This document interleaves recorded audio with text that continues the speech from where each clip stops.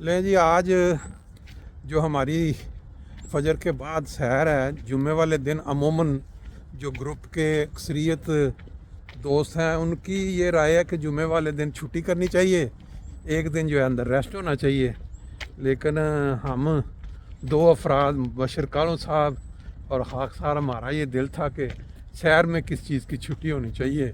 یہ تو صحت کے شروع کے چھٹی کبھی ایسا تو نہیں ہوا کہ بندہ کھانا کھا رہا ہے ڈیلی اور ایک دن کہے یار ایک دن کھانے کی چھٹی ہونی چاہیے. حالانکہ جسم کو تو ضرورت رہتی ہے. اسی طرح صحت کے لیے جو قدم اٹھایا گیا ہے اس کو میرا خیال ہے جتنا ریگولر کیا جائے بہتر ہے. ہمارے ساتھ معروف شخصیت مبشر کالوں صاحب موجود ہیں اور یہ اس سیر کے روح رواں ہیں. یہ سیر اس میں ہمارے سابقہ مشنری انچارج محترم صداقت صاحب، انہوں نے بھی کچھ آ کے اس کی آبیاری کی تھی سیر پروگرام کی، لیکن بشر کالوں صاحب نے اس کو کہتے ہیں نا جھنڈا اٹھایا ہوا ہے مستقل. تو یہ ان سے ویسے پوچھتے ہیں کہ یہ انہوں نے کس عمر کے کس حصے سے اس چیز کو باقاعدگی سے اپنایا تھا اور پیچھے جو بیک گراؤنڈ یا اس کی کیا تھی حکمت عملی یا سوچ کہ اس چیز کو ہم شروع کریں. جی کالو صاحب، ذرا آج راز اس پردہ اٹھا ہی دیں کہ یہ کیا وجوہات تھیں کہ یہ بڑا پردہ ہے جی کہ یہ سیر جو ہے صبح کی اس کو کس طرح انہوں نے شروع کیا اور بندے پڑھائے اور ایک گروپ بن گیا. جی کالو صاحب. جی السلام علیکم. پہلے بھی میں کئی دفعہ ذکر ہو چکا ہے جی ہمارے افضل صاحب نے جو انٹرویو وغیرہ لیتے رہتے ہیں. اصل میں یہ میرا خیال ہے کوئی 10-12 سال ہو گئے ہیں. اچھا. اس سے بھی زیادہ شاید ہو گئے ہوں. جی. تو نماز پہ تو خدا کے فضل و کرم سے صبح کی نماز پہ آتے ہیں تو میں چاہتا تھا کہ سیر کی جائے. ساتھ ساتھ آپ بیان کرتے جائیں اور میں اب مناظر جو ہماری اقتراف پہ وہ بھی ساتھ ساتھ دکھاتا جاؤں. تو لیکن کوئی ساتھ نہیں دیتا تھا. اچھا. تو میں اکیلا ہی بعض اوقات موسم ٹھیک نہ ہو تو حال میں ہی اچھا جو ہے وہ سیر کر لیتا تھا. بلکہ دوستوں کو، اپنے حلقے کے دوستوں کو کہتا بھی تھا کہ ہاں جی سیر میں شامل ہونا چاہیے. ہاں جی. لیکن وہ نماز پڑھ کے اچھا چلے جاتے تھے. مطلب 10-12 سال پہلے کی آپ بات بتا رہے ہیں. ٹھیک ہے. تو جب مولانا صداقت احمد صاحب ہاں جی بطور مشنری انچارج لائے جی تو انہیں میں نے درخواست کی کہ اس طرح جو ہے سیر کرنی چاہیے. اچھا.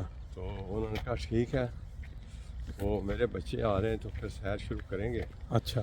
تو خیر بچے تو پھر بعد میں آئے لیکن انہوں نے سیر پھر ہم نے شروع کر دی.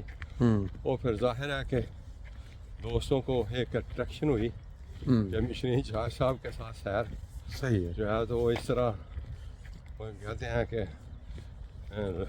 کیا ہے وہ کارواں بنتا گیا. کارواں بڑھتا گیا ہے کہ تو وہ اس طرح پھر وہ خدا کے فضل سے ہمارا گروپ جو ہے وہ اب کچھ 10-15 افراد تک بھی ہمارا ویکینڈ پہ جاتا رہا گروپ. لیکن اب یہ ہے کہ کچھ دوست جو ہیں خود صداقت صاحب یہاں سے مائیگریٹ کر گئے ہیں دوسرے علاقے میں، اور اس طرح میر لائق صاحب جو ہیں ہاں جی وہ بھی ہناؤ چلے گئے ہیں. ہاں جی. اور کچھ ہمارے مقصود علوی صاحب ہاں جی جو میں سمجھتا ہوں کہ انہوں نے ان کی بھی اس لحاظ سے بہت خدمات ہیں. جو اگر کبھی جھنڈا نیچے گرنے لگتا تھا تو علوی صاحب پکڑ لیتے تھے اس کو مضبوطی سے، ہے نا.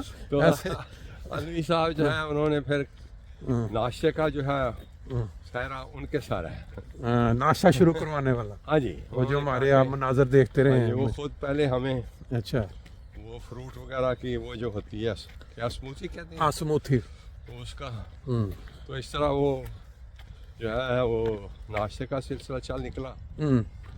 اور سے پھر یہ اب یہ ہے کہ کچھ دوست مائیگریٹ ہو گئے ہیں.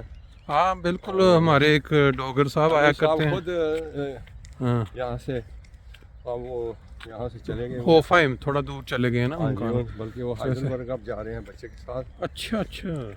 تو اس طرح ہم چاہتے ہیں کہ یہ سلسلہ قائم رہے اور جتنے بھی دوست اور اگر شامل ہونا کل جیسے میں نے بتایا نا ہمارے ایک دوست عمر صاحب वो उनका मैसेज आया था, कहते हैं अगर हमने सैर ग्रुप को ज्वाइन करना हो तो क्या उसके लिए करना पड़ेगा।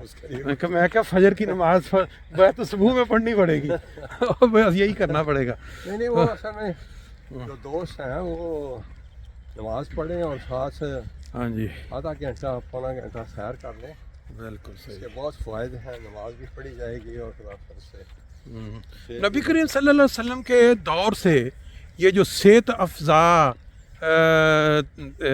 मसरूफियात हैं उसके ज़िक्र मिलता है जो सहाबा के दौर में, फिर हमारे खुलफा ने बाकायदा सैर करके और लोगों को मतलब ये चीज़ दिखाई कि इसका ना सिर्फ ये कि आपका जो जिस्म है वो सेहतमंद रहता है, आपकी जो रूह है वो इस तरह के आपने जब मस्जिद में आना है फजर पे तो उसके बाद एक तो आपकी रूहानी तरक्की होगी, दूसरा आपके लिए जिस्मानी तौर पे ये जो वाक, इस लिहाज से ले जी सामने गाड़ियों का रश भी आपको दिखा दे के अंदर जब हम दाखिल हो रहे हैं। और है ओ आज फिर जी हाँ आज फिर दोबारा पिछले हफ्ते डेढ़ से ये सिलसिला चला हुआ है कि एक दो दिन बीच में देते हैं वो लचक और फिर उसके बाद वो हड़ताल कर देते हैं। ये जो ट्रेन शहर में चलती है ना ट्राम, क्योंकि वो उनके मुतालबात हैं कि वो तनख्वाह जो है बढ़ाई जाए, और आज तो मुझे लगता है गाड़ियों की इंतहा होगी सड़कों पे।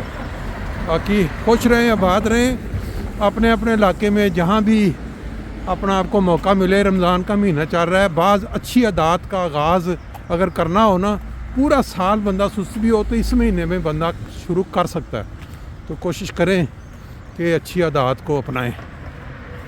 नहीं जी हमारी सैर तो आहिस्ता आहिस्ता अपने इख्तिताम पे पहुंच रही है, लेकिन जो बात अभी आपके साथ करने जा रहे हैं ना वो आगाज़ में अभी एक होती है आलमी साजिश जिसका पता चलता है चंद सालों या चंद महीनों के बाद, लेकिन उसके इशारे जो मिलने शुरू हो जाते हैं। जैसे जिस्म में कोई बीमारी आने वाली हो ना बड़ी, तो छोटे छोटे इशारे आने शुरू हो जाते हैं। पहले जो अक्लमंद बंदा होता है उसको समझ लग जाती है कि काम पैन वाला है।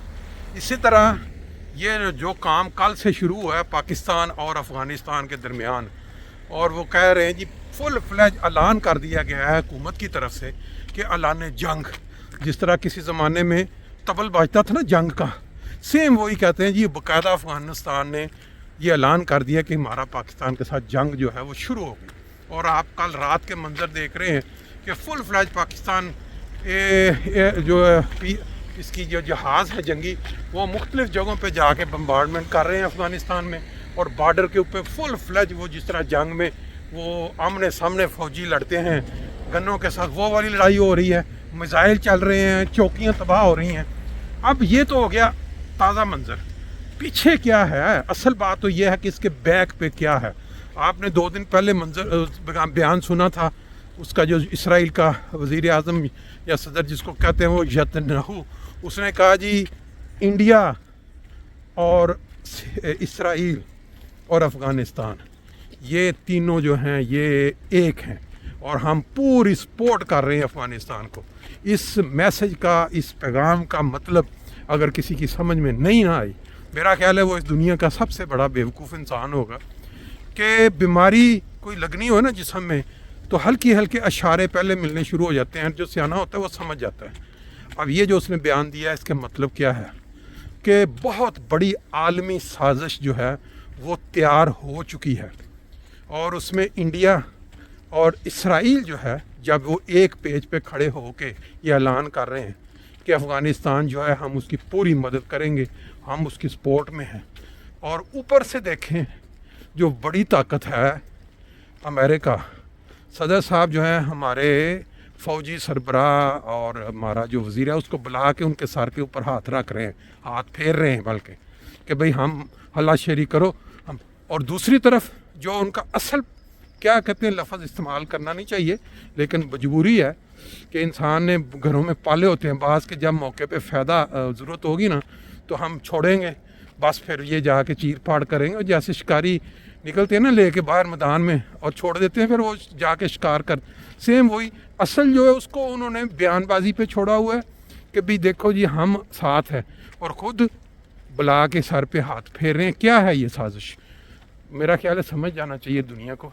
آئندہ آنے والے دنوں میں جو پاکستان کے ساتھ ہونے جا رہا ہے، خواہ وہ اس کا بلوچستان کا معاملہ ہو یا وہ پورے ملک کا ہو، بم آپ نے دیکھ لیے چلتے ہوئے مسجدوں میں، اور جو حالات، یہ افغانستان ایک ایسی قوم ہے جنگجو کہ جس نے بڑی بڑی عالمی طاقتوں کو چنے چبوا دیے اور ان کو ملک چھوڑنا پڑا. تو پاکستان تو پہلے ہی آپ کو پتہ ہے کہ اندرونی پرابلمز کا شکار ہے، مذہبی منافرت جو ہے وہ اپنی انتہا پہ ہے. وہ جو لوگ پالتو ہیں جو لوگوں کو آپس میں لڑاتے ہیں مذہبی بنیاد پہ، فرقہ بازی کر کے، یا کہ یہ جو کمزور دیکھتے ہیں اس کے اوپر چڑھائی کر دیتے ہیں.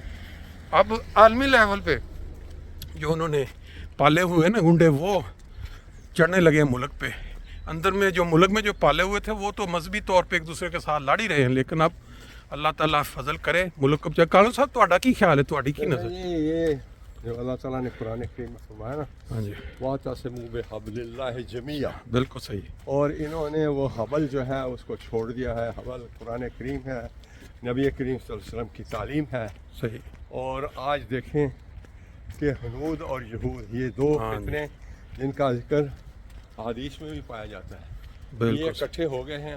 جی اور مسلمان ان کے وہ جس کو کہتے ہیں نا، ان کا شکار ہے. صحیح بات. اس لیے آپس میں ناتفاقی جو ہے اس کی وجہ سے یہ جو عالمی سازش کا شکار ہو رہے ہیں. جی تو اللہ تعالیٰ ان کو سمجھ دے. دیکھو اور انہوں نے، خاص طور پہ جو پڑوسی ملک ہوتا ہے جی اس طرح کے تعلقات ہوں جی تو پھر امن نہیں آ سکتا. آپ دیکھیں نا، یہ کلمہ طیبہ کا بہت بڑا لوگو ہے ہمارے سامنے. اصل اس کا جو معنی یا اس کے اوپر جو انسان سمجھ کے عمل نہیں کرتا نا، تو اس کے اندر پھر یہ نفاق اور یہ جو ہمارے سامنے اس وقت نظر آ رہا ہے، ابدا جو جنگ کا اعلان کر دیا گیا ہے اور جس طرح سے جہاز حملے کر رہے ہیں افغانستان پہ، یہ ایسی قوم ہے کہ جو دلوں سے نکالتی نہیں ہے یہ اس طرح کے کام. اب یہ اگر رک بھی جاتے ہیں نا تو انہوں نے دلوں میں یہ نفرت اور بدلے کی آگ وہ ہمیشہ ہمارے ملک کے شہریوں کے لیے تکلیف دہ ہوگی. اللہ تعالیٰ ان کو سمجھ عطا کرے بالکل صحیح اور بات ہے. ملک کے لیے جو بہتر ہے وہ فیصلے کر سکیں. آمین. جزاک اللہ.